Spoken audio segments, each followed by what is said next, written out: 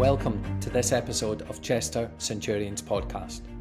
Today I'm joined by Mike and Sian from the XLTM Group, a fast-growing business in the construction and built environment sector, helping businesses generate more sales.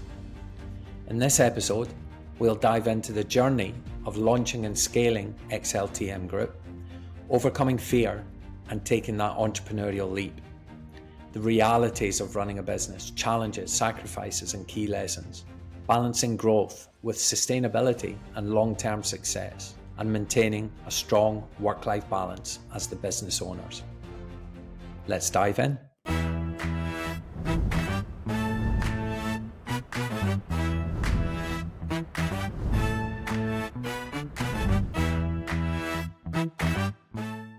Hi Sian, hi Mike. Welcome to Chester Centurions Podcast. Great to have you on today. Thank you for having us. Before we get started, I'd love to know a little bit about the business. Tell us a little bit more about the XLTM Group. Yeah, so first of all, thank you very much for having us today. It's a pleasure to be joining yourself. Cool. So really, XLTM Group has evolved in the last 5 years, but in essence, what we do is we create opportunities for clients and prospects of different sizes within the construction sector and the built environment. So we work with a range of businesses, ranging from dulux to small one-man bands. The built environment as a whole is huge, and what we found is that people have different needs and requirements, so it's our job to find them. We basically schedule appointments, results, drawings, whatever a client is going to quantify as return on investment. We basically perform that operation for that. Very good. So what inspired you to get involved in your own business in the first place? What was that initial spark that led to you taking that entrepreneurial leap? It was me. I set XL up on the 6th of January 2020. And I think I'd spent a long time in the industry, but more so a long time in sales. And I think Sian will probably back me up, but I'd spent a long time complaining that the businesses I was working for were focused on the numbers of what they were doing and not the quality of what they were doing. So basically, I decided in 2019, after a small patch of bad health, that I was going to set up in the new year. So I'd always been in sales. I'd always loved being in sales, and I'd love this industry. It's something I was kind of brought. Wanted to set something up for a long time. I think quite a number of years beforehand, but it just never really seemed like the right time. We never had enough money behind us, or we didn't have this, or we still don't. It wasn't stable enough. So there was always something to stop us. And there was always, I think it was me more reluctant. And I'd like, well, let's just wait a bit longer. Let's just, wait till here and get a bit secure. Maybe let's save some money. Let's do this. So I think I kind of put it off more so. I think it was a fear factor as well. Yeah. We were always worried. We were parents. We were worried all the time, God, what if it doesn't work? And then in the end, you'd use that fear factor and you kind of use it as a Trojan horse. First thing, you're like, if you stop saying what if and you start saying it will, your mindset changes straight away. And I just kind of said, it's going to work. It has to work. I seen a gap in the market. I could see where competitors were falling short. There was a lot of feedback. And yeah, I think it all felt the right time. I think I just had to put a lot of trust in Mike that he knew what he was doing. And as I say, it was that fear of not having that secured income every month like we did have. It was, well, what happens if we don't make any money, come next month? Because that's how close it was. We had like nothing. We didn't have any savings. He just went through it. So it was a case of, if we don't make any money within the next 4 weeks, how are we going to pay our bills in 4 weeks' time?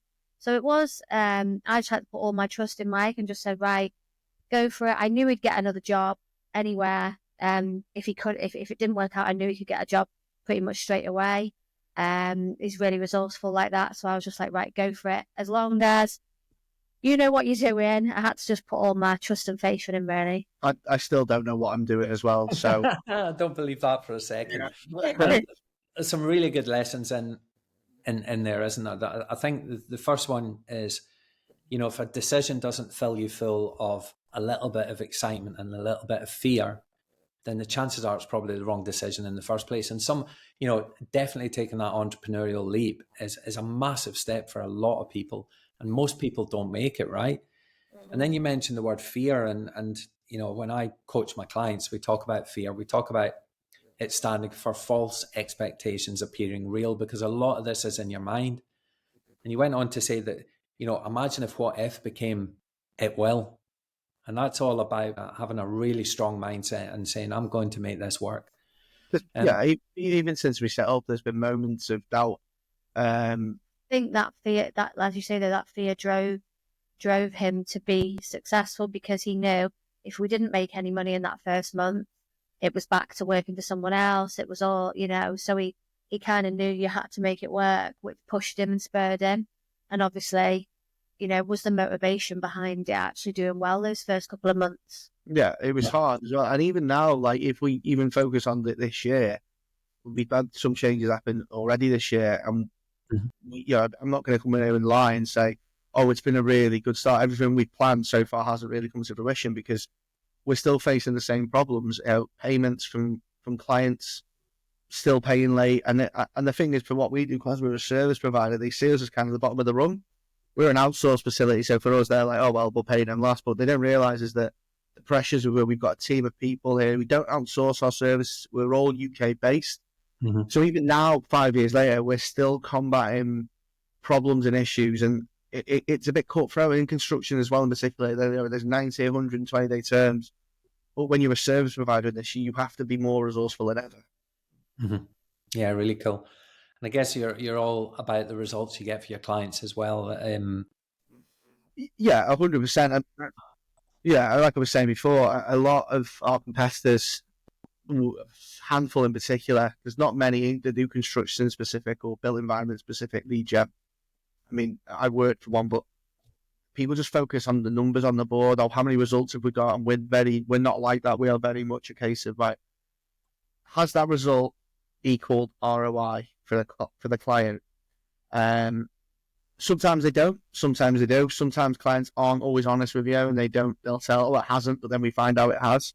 So yeah, we are a results-driven business, but we don't want hundreds of results on a board. We want a minimum amount of results that are going to quantify to cash. Yeah, results are important, of course. Mm-hmm. Guys are targeted on results, but what's important is the quality of those results. And are those meetings actually sitting? We could book 100 meetings and 2 of them would sit. We'd rather have 10 meetings and all 10 of them sit and be good quality meetings. So it's all about just finding that balance. That makes sense. So what would you say are some of the misconceptions about running a business, and how would you go about addressing them? I talk about this often. I think everyone thinks that for running a business, you're going to be a multi-millionaire straight away. I think business owners in particular as well can be like me online can paint false perception. Like, a lot of people see award ceremonies, they see like nice dinners, they see like there's just things that business owners can sometimes do and give people a false perception of what's to come. But the reality is the biggest lesson you can learn is to fail, and you've got to fail over and over and over again, and you've got to be prepared to question the decisions you've made. You've got to make bad choices. You've got to make good choices. And I really think when people look at being a business owner, they have to accept that this is going to be really hard, because you can tell yourself, I've got the greatest product in the world. I've got the greatest lead gen business in the world. No one cares. No one, because at the end of the day, your dream and what you believe is something completely different to anyone else. And no one has to believe you. Not everyone support you on it, because everyone has a preference. So for me, the perception people need to understand of running a business and being an entrepreneur is that it's hard. There are days of no sleep. There are nights of no sleep. There are moments of doubt. There are moments of failure. There are tears. There are laughter. It's all in one, isn't it? And I think what's important is to actually do things like this, speak openly and honestly about things like this, because it's actually okay if those things happen. It's normal if you're really, really stressed, if you're down, if you need help from somebody. I think it's about normalizing that part of it rather than, well, I'm a business owner, I should know what I'm doing. And if I need help, then I'm weak or I'm failing or, this isn't working. I think it's just about spreading awareness that actually, you can have a successful business, but it's really tough at the same time, and it's okay for that to be tough. That's a really good lesson, Sian. Thank you for that. And How important is it that you've got each other? Well, I mean, Sian joined us, is it 3 years ago now? 2 and a bit. 2.5 years. And look, and this is I used to really struggle to talk about this, but I'm also now okay with it. A couple of years ago, we had a really, really tough point in Excel. We had a really big team, big offices. We grew so fast. It's like we shot out of a cannon, and we just kept growing and growing and growing. And I was trying to spin lots of plates. I had 4 or 5 different companies. I had a recruitment business. I had another side and another side. And everyone that was involved in them businesses with me weren't as passionate as me. It was their side hustle, where it was my everything. And ultimately, the more plates you spin, the more you're going to drop, because you know it's a balancing act. So Sian sacrificed her career and came to work with us, and it is hard working together because we don't agree on everything. That's a marriage, isn't it? That's a relationship. So you take a relationship which is two sides that don't work and put them together, because that's ultimately what makes it work, and then you put it into business. And Sian is the steady head. And then, you know, I got recently diagnosed with ADHD, like our daughter, and now it's all in like I'm reactive. I do things then and there, but Sian's the one that kind of comes in, and even though we do bicker, we don't agree on every single decision. So it's important that you have each other, but it's also important to remember that you're in business together. You can't bring that personal stuff into work. You can't bring the work life home, because you've got orders need us. We've learned along the way how to do that. You know, it's all just been a learning curve. When we first, one of the things I was a bit nervous about coming in was how is it going to affect our personal relationship? You know, are we just going to be at each other's throats constantly? And is it going to drive a wedge between us, you know, being with each other constantly? But actually, you know, I think it's brought us together more, because we've got more in common with each other now, and we've got each other for support. And we know, you know, if we're going through good times, it's amazing to celebrate together. But or equally, if we're going through tough times, we've got each other, and we lean on each other, for support. And we also both bring different. We've both got different skills that we bring. So whereas this sounds silly running a sales company, but I don't know a lot about sales. But whereas I lack those skills, Mike makes up for that, and Mike's brilliant at sales, but I've got better skills in business administration and other things that he lacks in, and organisation, which obviously with his ADHD finds tough. So we just bring both of those, like our strengths in together. Yeah. And it's hard as well. When we get home, I really don't like talking about work at home, but it naturally creeps its way in. Yeah, you can't help it sometimes. Last week, for example, really difficult week for us. And I believe in these podcasts, you should speak openly, because the whole point of these podcasts is to reach an audience. We got really messed around by a client last week who won't hear this. So they were meant to pay us. They didn't pay us. We've got bills to pay. We've had to put things on the back burner. And that adds stress to our already stressful lives. We've got a daughter. We've got a baby on the way.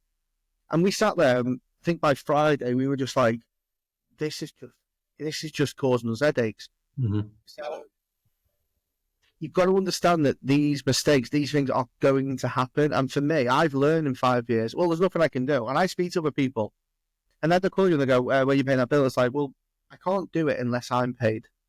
And just tell them, I don't know what you want me to do. It's physically out of my hands. And I've learned that if you stress about it, you're just going to add more anxiety to yourself. There's nothing you can do. And I know might seem like a really, that's the way it is. But I have learned that if it can't be done till that date, it can't be done till that date.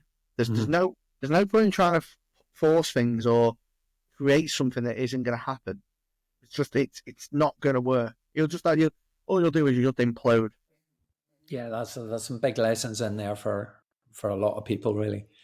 And I think you're right. I think when you have got a stressful situation, it's really important to remember seeing a bell curve that I used during COVID when I was coaching people during COVID, and you need a certain amount of pressure to operate at peak performance.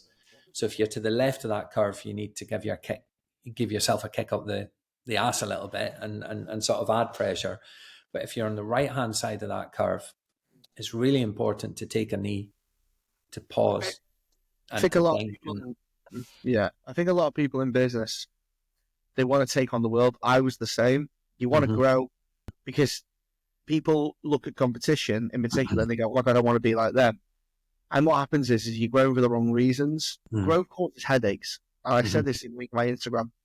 You start growing, Why are you actually looking to grow your business? Is it because you want more money? Is it because the more you grow, the more people you need to recruit? The more you recruit, the more your bills go up. So that's your first problem. Are you recruiting because the person down the road has posted they're doing all this and you want to be like them? If so, that is the wrong reason, because I can guarantee they're not.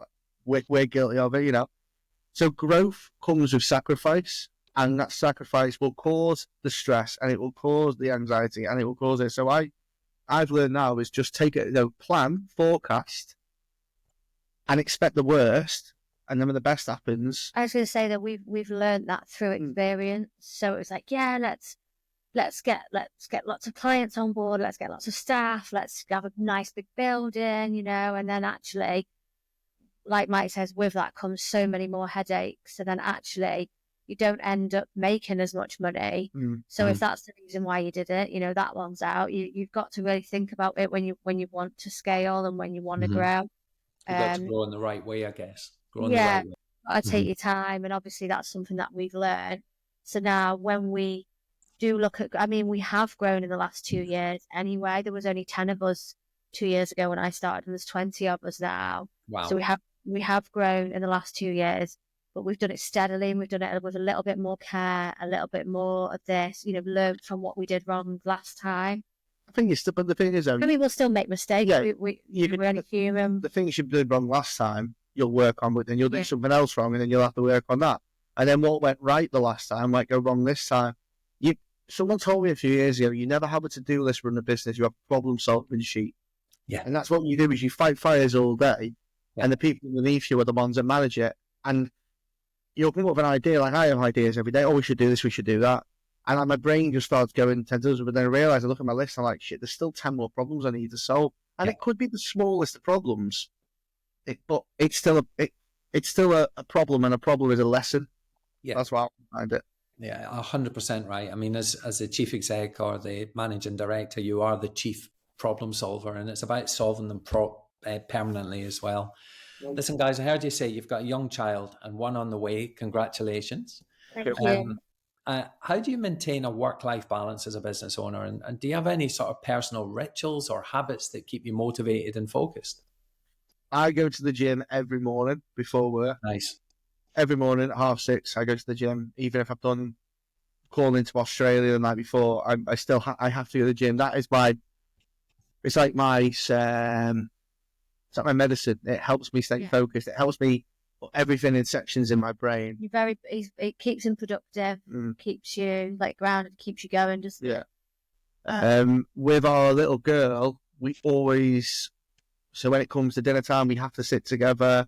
No phones at the table. We always make sure we do something at the weekend together, don't we? Yeah, I think we're lucky in the sense that because construction, the built environment, that kind of sector is no evenings, no weekends. And we're fortunate that we work in that sector. So there's not much we can do after 5 p.m. anyway. Obviously, we can do things that we need to work on, but we can't actively have guys in the office. We can't stay behind. Saturday and Sunday, everywhere's shut down for the weekend. So it's not like we're taking calls from clients all weekend. We do have that. We're very fortunate that we do have that definitely weekend time where we do spend as a family. You will occasionally work in the evenings, won't you? But we always make sure that we have dinner together. So he'll come in, we'll have dinner, and then he'll work so that we've spent some time together. And usually by that time it's bath and bed and whatnot for our little girl. So we still have that nice home life that we spend that time together. Yeah. Very good. It's about balance. And I learned that when I started that, because there'd be days when I first set the company up and it was just me. Maybe Monday to Thursday, Sean wouldn't see me. I'd just be in the spare room on LinkedIn all night, just typing away. And then as you grow, you sort of realise you can take a step back. I don't like micromanagement, so I try to avoid it. And think that everyone there is adults, so it's like, well, if you're an adult, I shouldn't really have to manage you, but it doesn't always work that way. But yeah, I think we're lucky that we've got a good management team behind us. Yeah, the best we have. Yeah. And next week, for example, is half term, so me and Mike are both going to take it off. Well, take it off / work from home. But we're going to, we're able to have that time at home with our daughter. So we're fortunate. Yeah. Listen, I think the business landscape's changing faster than I've ever known it change. How do you stay adaptable and open to change? And are there any specific strategies you use to remain innovative? I think you only got to look at the way the world is. So the way of working has changed. And I always say this: we can't, even since COVID, right, 5 years, the way in which the world approaches work is different. That we have more access now, more than ever, to things online. You know, ChatGPT wasn't around 5 years ago. Hybrid wasn't working around. Working from home. So you've got to adapt, and you've got to think fast. Now, unfortunately for us, we're not a multi-million-pound business, so we're not in a position where we can maybe offer what some of the other businesses do. But what we do is we provide our client staff with 24-hour access to health support, dentistry support, mental health support. Sean's our mental health first aider. That falls off the back of my own mental health problems, which I speak about openly and honestly. Yeah. So I suppose being innovative, is it you being innovative towards your team, or are you being innovative towards your business? Because there's no business without your team. So the only way you can really build a business is the building blocks have to be strong, and then they are your members of your, whether it's 1, 2, 5, or 20. Every person in that company has to know their role, but we have to also understand what's going to help them work better. Yeah, and I think you have to understand that you do have to move with the times, even though maybe you don't want to. Like working from home, for example, that's one thing we're trying at the moment. We've got 2 staff members working from home now, which we've never had before. But we realise, actually things are different now. People, I think since COVID, people have a different attitude towards work as well, and in the sense that work is really, really important because it's what gives you your income so that you can afford to live. But actually, people are taking their health a lot more seriously now, their mental health a lot more seriously. It's a case of, if I can't get out of bed today, then I'm just going to have a mental health day and stay at home. And that's really difficult as a business owner to balance, because whilst you need to be there for your staff members and make sure that they feel supported in those, but also manage it from a business point of view, whereas you've got to have guys working, at the end of the day. So we're navigating that at the minute, and we've got a couple of guys working from home, which is going really well. Yeah. Very good. I think, and I tell you, it's such a tough one, because someone asked me this question on a podcast 3 years ago, and if I look back the answers I give 3 years ago to now, my answers probably evolved, because I've had to implement and learn as I go. So I think evolution is just, and change is a necessity to a successful business. And if we keep thinking that our normal ways of working are going to keep working, then you are going to stay behind. We're always receptive to ideas from the team. We're always open as well. So yeah, we're never against anything. If someone brings something to us, we'd be like, if we can do it and we've got the resources to be able to do it, then we'll certainly give it a go. Yeah. Some things are just stupid. Or some things just you're out of your means, and you haven't got the got the resources available, or it just doesn't work in our sector, or but we'll always give something to go if we can, and not always try it. So could you offer a glimpse into your future plans and your goals for the business? What do you envisage for the next chapter of your journey? Well, we're going through a refresh, a rebrand at the moment. So we're going to turn into XL Group in the next couple of weeks or months. Yeah. The whole reason behind it is obviously the TM stands for telemarketing. Now, I'm from a sales background, so telemarketing doesn't scare me as a word, but some people have visions of you calling them while you're watching The Chase at home and trying to sell insurance, and they think of that. So we're going to XL Group, and we're going to become business intelligence providers for the built environment. That's a massive step for us, because we are renowned for telemarketing and lead gen, which is still going to be the core of our business. But where we've messed up in the past and we've tried to set multiple businesses up at the same time, we're going to bring under one umbrella. And instead of putting loads of bums on seats, we're going to plug in roles that are going to help support the cash flow of the business, such as recruitment, finance, PA services, all these little bits and bobs that we've wanted to do. And have them all under. And then, and we're going to have an operation under one roof, under one brand, which for us is going to be very exciting, because it's going to, basically what we're doing is we're saying to people, you can use us for everything, but we're not just a telemarketing provider, we're a business intelligence provider. And I think that's more powerful than telemarketing. And a lot of our clients have told us, you're not a telemarketer, you're so much more. We've got exciting new roles. We've got a new client success manager who's worked there for years. She starts a new role. We've started a campaign into Australia now, so we're calling into Perth. We're doing a night shift. We're about to launch into America. So there's loads going on that's exciting, but I'm always walk before we can run, because I've been here before. Yeah. I do not want to make the same mistakes again. And I didn't want to do the Australian campaign, if I'm being open and honest. I did it because the way it was put to us. But even then, there's a lesson. The guy who brought it on board is gone.